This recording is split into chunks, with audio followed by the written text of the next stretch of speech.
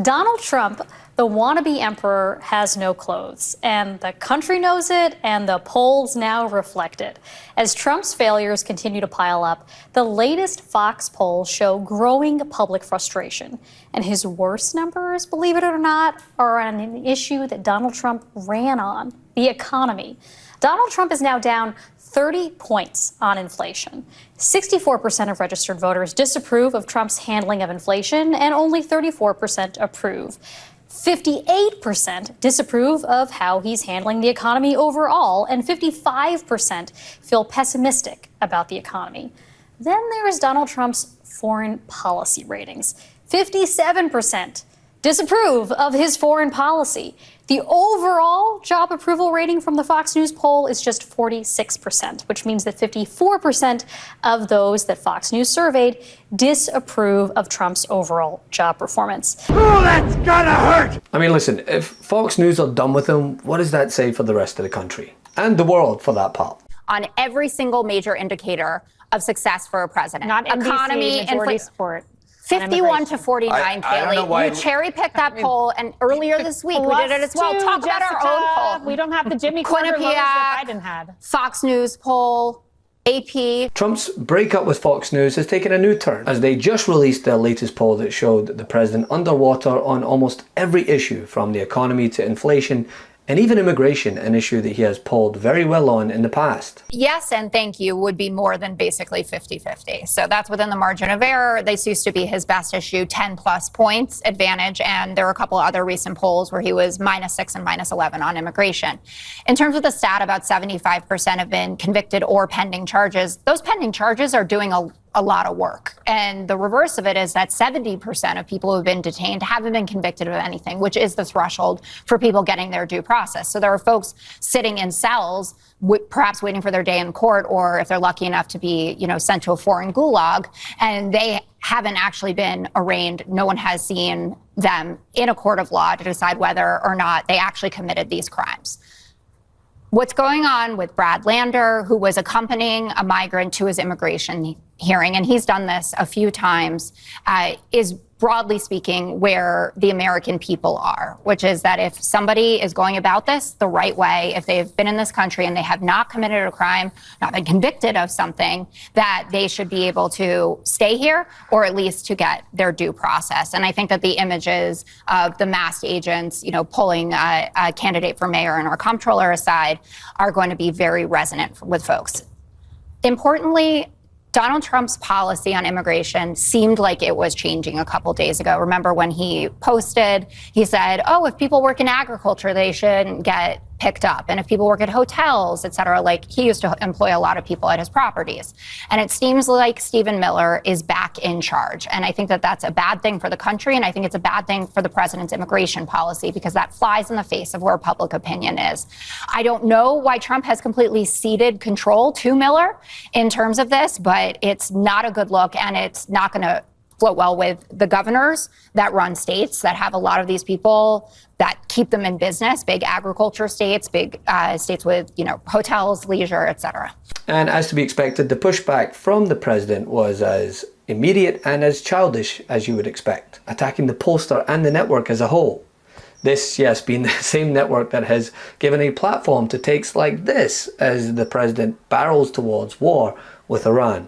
Yeah, so where are they? They're nowhere. How about China? Nowhere. How about Russia? Nowhere. What happened to World War III? There is no World War III. They all sound like a bunch of Marxist Islamists. They don't sound like patriotic Americans. Let me be clear.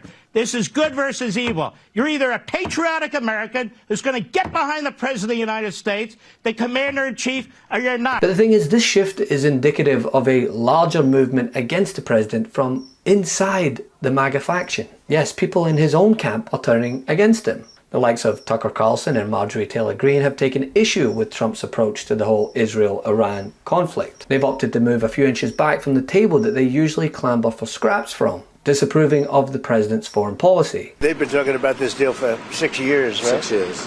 And he's done what they haven't been able to do. So he's done really a very good job.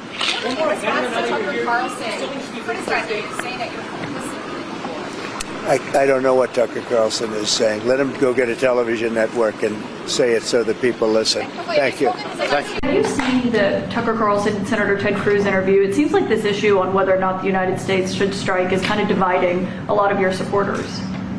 No, my supporters are for me. My supporters are America first. They make America great again. My supporters don't want to see Iran have a nuclear weapon. Tucker's a nice guy. He called and apologized the other day because he thought he said things that were a little bit too strong, and I appreciated that. And Ted Cruz is a nice guy. I mean, he's been with me for a long time. I'd say once the race was over, he's been with me ever since, right? But very simple. If they think that it's okay for Iran to have a nuclear weapon, then they should oppose me, but nobody thinks it's okay. All while fellow Republicans are vocally opposing his big, beautiful bill that skyrockets the deficit and his military parade that costs taxpayers millions to basically stroke his ego. Your thoughts on the parade that's going to take place? Some Democrats are saying it's a waste of money. Yeah. Never been a big fan of goose-stepping soldiers in big tanks and missiles rolling down the street. So if you ask me, I wouldn't have done it. I'm not sure what the actual expense of it is, but I'm not really, we were always different than, the images you saw of the Soviet Union and North Korea. We were proud not to be that. And I'm not proposing that that's the image people want to project, but I'm worried about the image, that it isn't necessarily the best image to show. Donald Trump, the wannabe emperor, has no clothes, and the country knows it, and the polls now reflect it. As Trump's failures continue to pile up, the latest Fox polls show growing public frustration. And his worst numbers, believe it or not, are on an issue that Donald Trump ran on, the economy.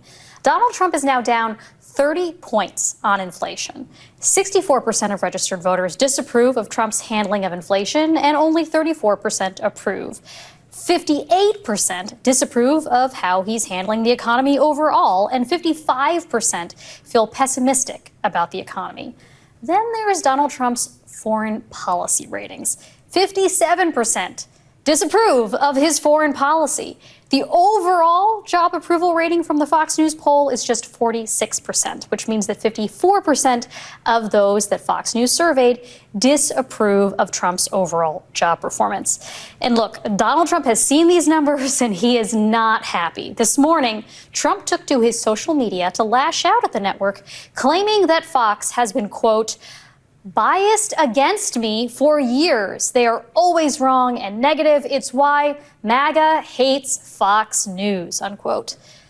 That is, news to some of us, but that is the kind of response we have now come to expect from the President of the United States. Which leads me to this. If the man who claims that his supporters are more loyal now than ever is losing those very same supporters in droves over how extreme his policies are, what does that say for the state of the current administration? And just how effed we all are unless we continue to fight back. I think we can say that Donald Trump has lost the political battle when it comes to what has happened out in Los Angeles. Donald Trump's net approval rating on the Los Angeles protest. Look at this. Overall, way underwater at minus 15 points. How about among independents or those who don't identify with either major party? Way even lower. Look at that, minus 24 points on the net approval rating. And of course, this is happening on what should be one of Donald Trump's, in fact, the best issue for Donald Trump, immigration. And yet, when it comes to these Los Angeles protests, 15 points underwater overall and 24 points underwater among independents. No good.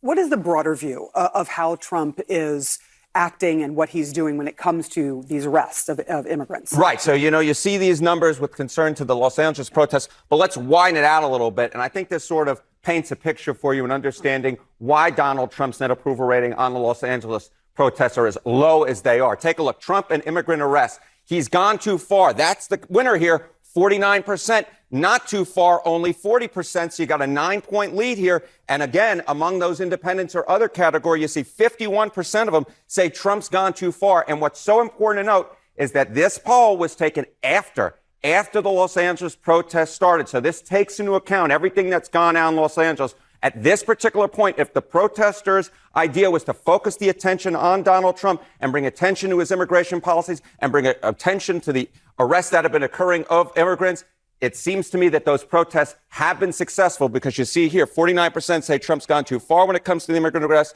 compared to just 40% who say he's not gone too far. And you don't have to be a mathematical genius to know 49% is larger than 40%. By quite a bit. All right. How are people feeling, Americans in general, about ICE in general as they're seeing what has been happening across the country, but specifically in Los Angeles? Yeah, okay, so let's take a look here, right? More ICE raids at workplaces. These workplaces where immigrants perhaps are here illegally are working. Look, 45% approve. But again, what's the winner here? 54%. 54% disapprove of the idea of more ICE arrests. And this, again, goes to what these protests were all about in the first place. These ICE arrests at work. And it does seem, again, that the American people are with the protesters on this. You see here the majority saying that they disapprove of more ICE raids at workplaces. And I think it's so important to note ICE has historically actually been rated fairly favorably, but their favorable ratings have been going down as these raids have been going up. Yeah, and this is one of the biggest issues that Donald Trump, it was like the second most important issue that Donald Trump won the election on, That's which is right. immigration. This is his core issue, and he's losing on his core issue at this point. Again, he is losing in these protests. All right. Thank you so much, Harry Enton, for all those numbers and getting us through them as you always do. Over to you, John. The truth is more important than ever. Check out our new Truth Over Lies collection at store.MeidasTouch.com. All 100% USA union made.